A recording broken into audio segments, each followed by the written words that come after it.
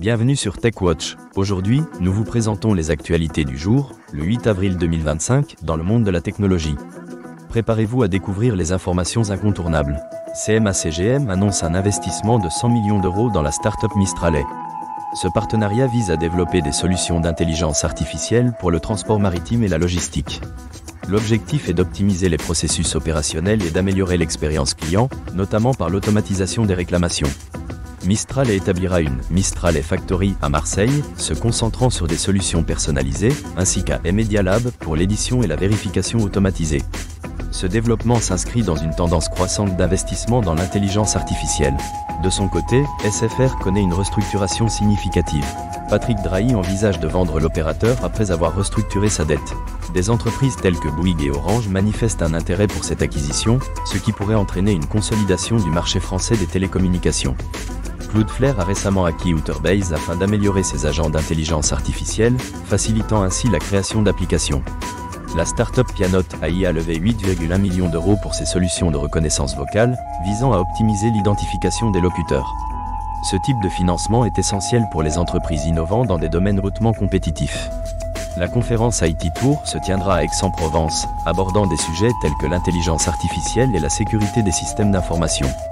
Des experts partageront leur retour d'expérience sur l'implémentation de l'intelligence artificielle dans divers secteurs, offrant ainsi une plateforme d'échange pour les professionnels de l'informatique. Nvidia fait face à une demande accrue pour ses accélérateurs de GPU H20, notamment de la part de clients chinois, en prévision de restrictions américaines. Cela pourrait aggraver la pénurie de puces d'intelligence artificielle, un problème préoccupant pour l'industrie. FairyDB, fondé par Peter Farkas, propose une alternative à MongoDB avec une base de données compatible, mais reposant sur PostgreSQL.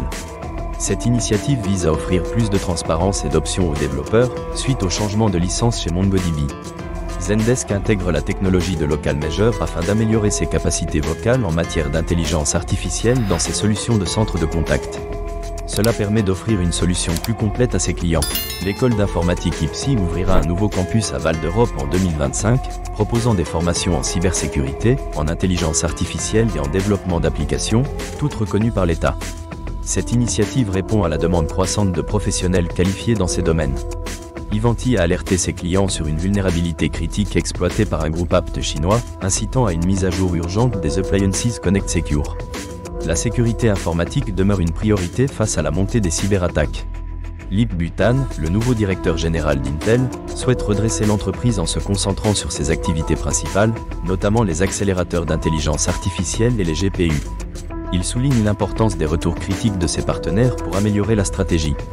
IBM Cloud a lancé les accélérateurs d'intelligence artificielle Intel Gaudi 3, permettant aux entreprises de tester et déployer des modèles d'intelligence artificielle de manière rentable.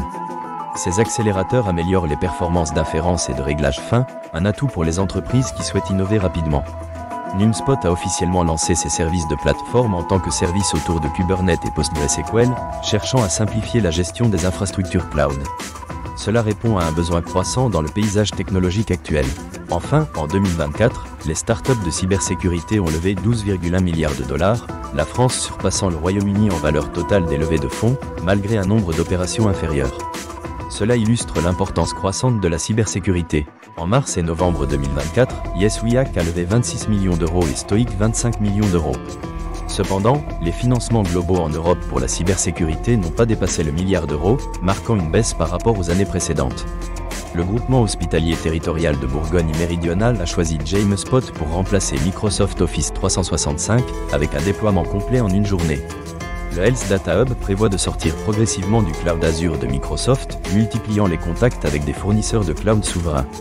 Patrick Pouyanné, PDG de Total Energies, a exprimé ses inquiétudes quant à la dépendance de son entreprise aux technologies américaines, plaidant pour la création d'un champion européen du cloud.